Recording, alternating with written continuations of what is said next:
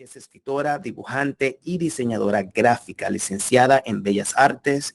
Bueno, querida amiga, el micrófono y el espacio virtual es completamente tuyo. Bienvenida, querida amiga Auxi. Hola, buenas tardes. Lo primero, gracias por invitarme al día de hoy de literatura, que además sé que es un día muy emotivo. Yo voy a hablar de una novela mía que se llama El rostro en el laúd, publicada por la Cuj Ediciones, que es una novela de terror y fantasía histórica. Cuando yo escribí esta novela, la primera idea que tuve fue, yo quiero escribir una historia de terror sobre un juglar. Fue como esa idea base, y ahora ya empezó el proceso creativo para escribir lo que fue la historia completa. Entonces, un juglar es un músico y contador de historias de antiguos, sobre todo de la Edad Media, que tocaba un instrumento que se llama laúd. Un laúd, como veis ahí, es un instrumento de cuerda, y entonces yo, pues para la ilustración de la portada, yo creé pues uno de los personajes de la novela, que es ese personaje que lleva ese laúd. Pero el laúd tiene una característica que veis que en lo que es la oquedad del laúd hay un rostro. Y además el laúd que de la novela es así como un laúd desgastado. Entonces, pues esta novela está contada desde el punto de vista de tres personajes y vamos viendo entre el pasado y el presente. Entonces, uno de estos personajes es el juglar, propietario del laúd, que como os he dicho, cobija un grotesco rostro en el interior que se ve a través de esta oquedad que tiene este instrumento. Pero este laúd encantado es un elemento muy importante de la novela, además es como el elemento principal, porque además hay una leyenda sobre este laúd, que es que se cuenta que hace varios siglos vivía un juglar a quien la gente temía, ya que la desgracia se cernía sobre aquellos que escuchaban la música de este instrumento, se decía. Y ahora ahí pues ya empieza el misterio de la novela y demás. Entonces yo he querido hablaros de este laúd en concreto también, por lo que viene ahora, que es que a mí se me ocurrió para una presentación del libro en un evento de terror, que fue traer este laúd encantado a la realidad. Pero esta historia es muy curiosa porque fíjate que ese evento iba a ser un sábado y una semana antes justo, ese sábado, yo le dije a mi marido en casa, le digo, ¿seremos capaces de construir el laúd entre los dos para esa presentación? Digo, yo soy de Bellas Artes y tú eres de Ingeniería, tenemos que ser capaces. Bueno, y ahí empezó la odisea de esta construcción del laúd. Aquí empezamos, fijaros que la primera imagen es cuando fuimos a la tienda a comprar, digamos, pues todos los trozos de madera que necesitábamos. Imaginaros, yo veía esas maderas ahí puestas, la primera imagen, y mi imaginación ya era, eso se tiene que convertir en laúd. Lo primero, como veis en la segunda imagen, es que construimos lo que era el armazón, de lo que sería el instrumento. Luego, para lo que era la parte de adelante del laúd, pues aquí yo dibujé en lo que fue el panel de madera la forma, y como en esta novela cuenta que es un laúd desgastado, pues con un instrumento así que es una gubia, pues yo empecé a desgastar la madera por alguna zona para que tuviera esa textura de desgaste, porque no podía ser una madera lisa. Pues también con una máscara así de plástico, de tipo de Halloween, pues le construimos lo que era el rostro este en el laúd que se iba a asomar por ese hueco, ¿no? Como el laúd que yo comentaba antes de la novela. Y todavía íbamos a más, nuestra imaginación no paraba, porque además se nos ocurrió ponerle dentro como un circuito para que además los ojos del laúd se iluminaran. Y no sé, tuviera también ese impacto. En la siguiente imagen, bueno, pues aquí se ve la imagen de la izquierda, lo que es el circuito de cómo fuimos así, ¿no? Integrando el cableado y demás. Y luego como fuimos también, luego ya cerrando la parte de atrás del laúd, con cartón, con cola, con todo lo que fuera ya para ya cerrar todo lo que era el instrumento. Aquí os voy a decir también una curiosidad, como veis ahí en esa foto, que estáis viendo ahí ese mantel de cocina, es que mira, yo no tengo un estudio ni tengo un espacio en la casa como para hacer este tipo de trabajo. Es decir, la mesa de la cocina nuestra, ahí construimos el laúd. Y bueno, estuvo esa semana, pues, imaginad, estuvo la cocina, como ya era un desastre. Pero ese laúd había que terminarlo, ¿no? Y lo conseguimos construir el laúd. Y ya luego como le fuimos poniendo los detalles finales, lo pintamos, le pusimos las cuerdas del instrumento, pero es que las cuerdas esas se las pusimos el propio sábado por la mañana, justo que era el día del evento. O sea, es que estuvimos hasta última hora construyendo aquí el laúd, ¿no? Y bueno, ya por último, aquí vemos, después de todo, de aquí ya el trabajo, ya el resultado, Y aquí estamos nosotros con el laúd el día del evento. El imagen final, que además nos lo pasamos muy bien y así muchos asistentes se hicieron fotos con el laúd, ¿verdad? Fue una experiencia muy bonita ese día. Mereció la pena todo ese trabajo. Y ahora yo quiero hablaros un poquito sobre la ilustración. A mí otra de mis pasiones desde pequeñita es dibujar los personajes de mis novelas o de mis historias. Entonces aquí vemos cómo es un crossover de los personajes principales de mis 4 novelas.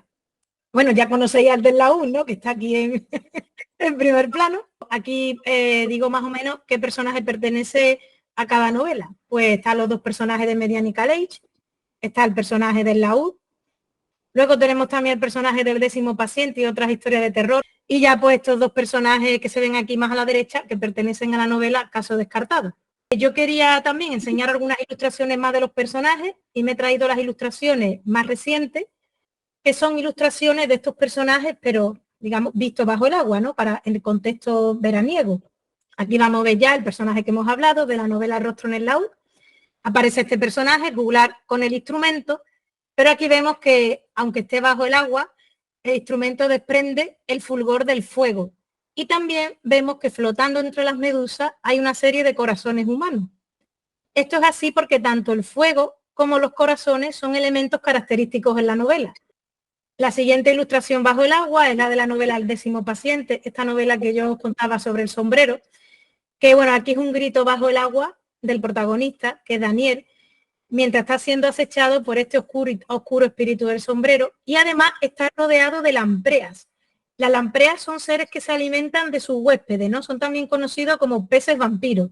Y entonces aquí viene la simbología de que es como una metáfora de que el espíritu del sombrero actúa como parásito en ese personaje.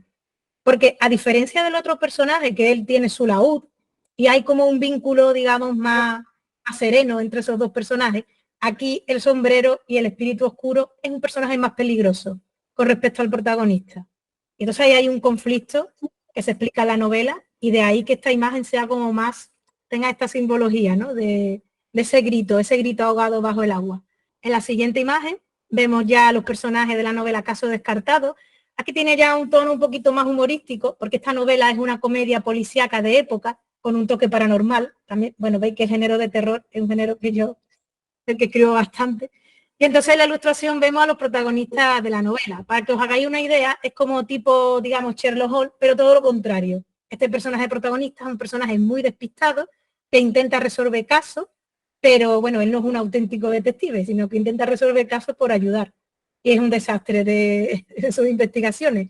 Entonces aquí, pues como elemento característico, puse la lupa, ¿no? De todas las novelas detectivescas, y como es una novela de época, pues yo quise presentar el personaje con un traje de buzo antiguo. Y ya por último tenemos los personajes de Median y Calage.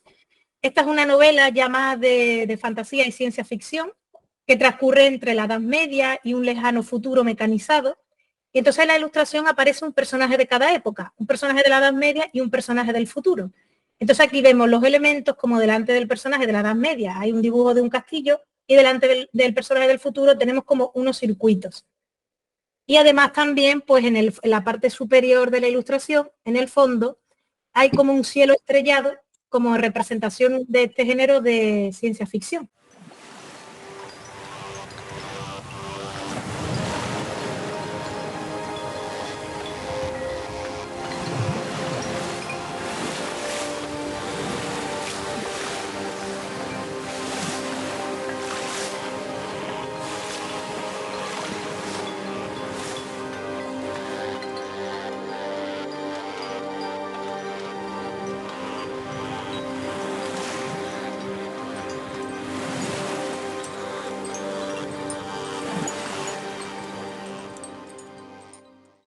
Entonces, bueno, como veis aquí ya digo, mi pasión es escribir historias, dibujar los personajes, ilustrarlos, y para todo eso, desde luego, la imaginación y la creatividad pues juega un papel muy importante.